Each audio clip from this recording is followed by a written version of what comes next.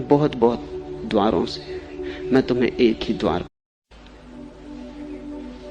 बुद्धिमान व्यक्ति बहुत बातें नहीं जानता। जो बहुत बातें जानता है वह बुद्धिमान नहीं। बुद्धिमान व्यक्ति एक ही बात जानता है। उसका सारा जानना एक का ही जानना है। वो हजार ढंग से वही कहता है, वो एक ही कहता है। उसका स्वर एक है। वाद्य वो कोई भी चुने, कभी वीणा पर बजाए, कभी बांसुरी पर, कभी सितार को छेड़े, कभी तबले पर, मृदंग पर, लेकिन उसका स्वर एक है, उसका गीत एक है। वो गाता एक ही बात है। मैं तुमसे रोज बोलता हूं और ऐसा रोज बोलता रह सकता हूं अनंत काल तक, मगर मैंने तुमसे एक बात छोड़ के दूसरी बात नहीं कही है। बहुत बहुत द्वारों से मैं तुम्हें एक ही द्वार पर ले आया हूं। बहुत बहुत शब्दों से एक निशब्द की तरफ ही इशारा किया है। लाओस से कहता है बुद्धिमान आदमी बहुत बातें नहीं जानता, वो एक को ही जान लेता है, क्योंकि उस एक को ही जान लेने से सब जान लिया जाता है।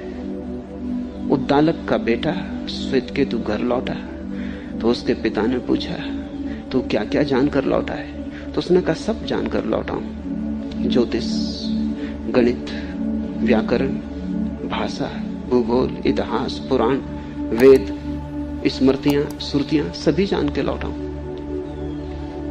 बाप ने कहा, तूने वो एक जाना या नहीं जिसको जान लेने से सब जान लिया जाता? श्वेतकेतु बहुत अकड़ से आया था, सब जान के आया था। प्रमाण पत्र लेके आया था गुरुकुल से। गुरुओं ने बड़ी प्रशंसा की थी क्योंकि बड़ा प्रतिभाशाली व्यक्ति था। स्मृति उसकी अपार थी। वेद कंठस्थ हो गए थे। सोचा था बाप बहुत प्रभावित होगा, और बाप ने एक अजीब सा सवाल पहले ही क्षण में पूछ लिया कि बेटा जमीन पे गिर गया, अहंकार टूट गया। कहा कि नहीं, उस एक को तो जान के नहीं आया जिसको जानने से सब जान लिया जाता है। सब जान के आया हूं, एक का मुझे कोई भी पता नहीं है। गुरुओं ने उसकी बात ही नहीं की, ये सवाल ही वहां नहीं उठा। तो बाप ने कहा, वापस जा, सब जानने से क्या होगा, ये तो सब आसार है। तू तो एक को ही जान के लौट, कि उस एक को ही जान लेने से सब जान लिया जाता है। वापस लौट गया श्वेतकेतु एक को जानने। लाओस से कहता है बुद्धिमान व्यक्ति बहुत बातें नहीं जानता है। जो बहुत बातें जानता है वह बुद्धिमान नहीं है। बहुत के जानने का आग्रह ही इसलिए होता है कि तुम एक से चूक रहे हो।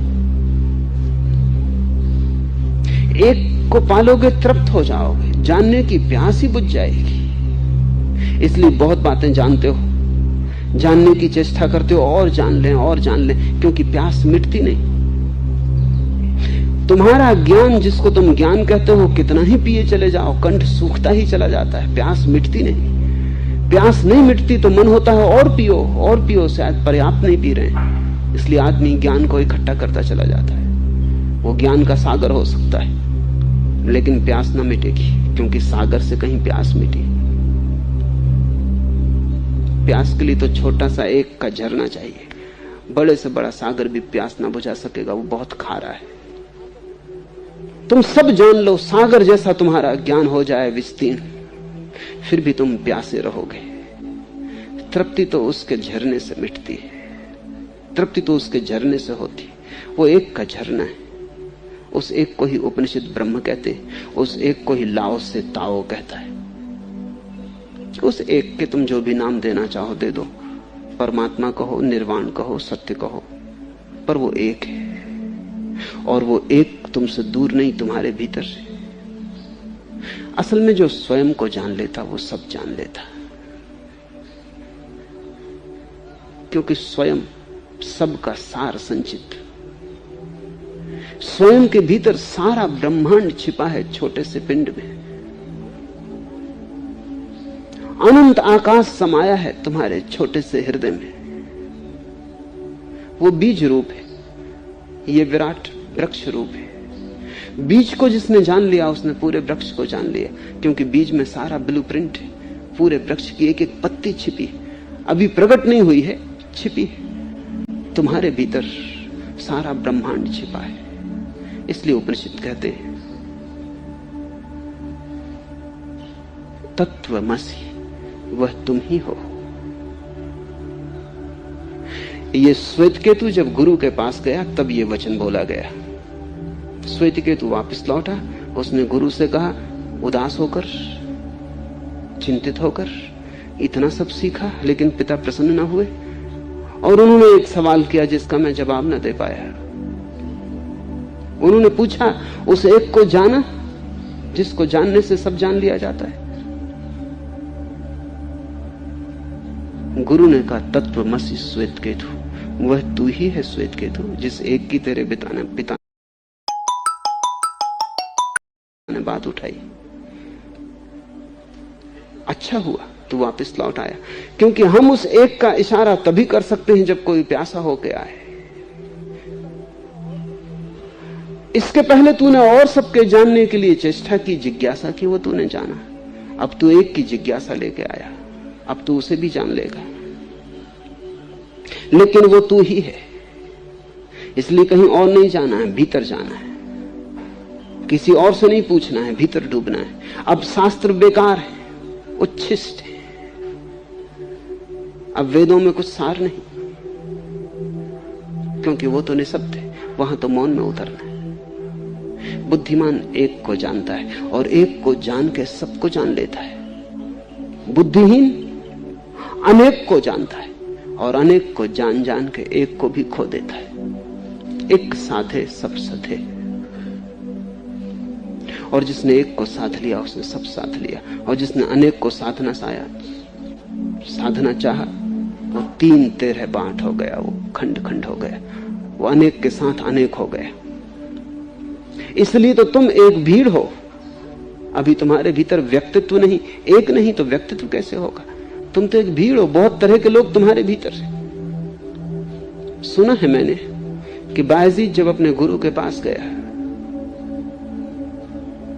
तो जैसे ही गुरु के झोपड़े में प्रविष्ट हुआ और कहा कि मैं अब सब छोड़ के आ गया हूं आपके चरणों में, अब और प्यासा ना रखे, अब मुझे तृप्त कर दें। बायजीद के गुरु ने ऐसा चारों तरफ देखा, सन्नाटा था और कोई ना था, बायजीद खड़ा था। और गुरु ने कहा, तू आ गया वो तो ठीक, लेकिन ये भीड़ क्यों साथ लेके आया? वहां कोई था ही ना। बायजीद ने लौट के पीछे देखा खुद भी कि कोई भीड़ है, आसपास कोई भी ना था। बायजीद ने कहा, कैसी भीड़, मैं बिल्कुल अकेला आया हूं। बायजीद के गुरु ने कहा, आंख बंद कर और भीड़ को पाएगा। और कहते हैं बायजीद ने आंख बंद की और भीड़ को पाया, क्योंकि तुम अभी एक नहीं हो, बहुत हो। पत्नी के सामने तुम्हारा कोई और चेहरा है,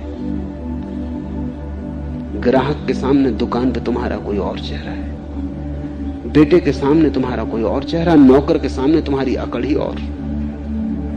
अमीर को देख के तुम कैसी पूंछ हिलाने लगते हो, गरीब को देख के कैसे अकड़ जाते हो।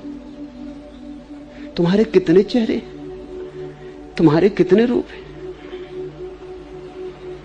ये भीड़ है तुम्हारे भीतर। तुम्हारे भीतर अभी एक स्वर तो बजा ही नहीं, तुम हो कौन? तुम अभी पूछोगे मैं कौन हूं, उत्तर ना पाओगे, क्योंकि बहुत उत्तर मिलेंगे। कोई कहेगा कि तुम फलाने के बेटे हो, तुम फलाने के बाप हो, तुम उसके पति हो, तुम इसके नौकर हो, उसके मालिक हो। तुम पूछोगे मैं कौन, 1000 उत्तर आएंगे भीतर। उत्तरों से घाटी गूंज उठेगी, उनमें से कोई भी उत्तर सही नहीं, क्योंकि एक ही तुम हो सकते हो। ना तो तुम किसी के पति हो और ना किसी के मित्र, ना किसी के शत्रु। इन सब को छोड़ो, तुम अपने में क्या हो? ये तो दूसरों से संबंध है, ये तुम्हारा होना नहीं है, ये तुम्हारा अस्तित्व नहीं है, तुम्हारा स्वरूप नहीं है। ये तो नाटक में मिले तुम्हें अभिनय है। कभी बाप हो, कभी बेटे हो, कभी मित्र हो, कभी शत्रु हो, ठीक है, लेकिन ये तुम नहीं हो। तुम्हारा मौलिक स्वरूप क्या है? जो तुम जन्म के पहले थे, जो तुम मरने के बाद होगे, जो तुम समाधि के एकांत में होगे, वो तुम कौन हो? जो उस एक को जान लेता है जो जान लेता है मैं कौन हूं, उसने सब जान लिया।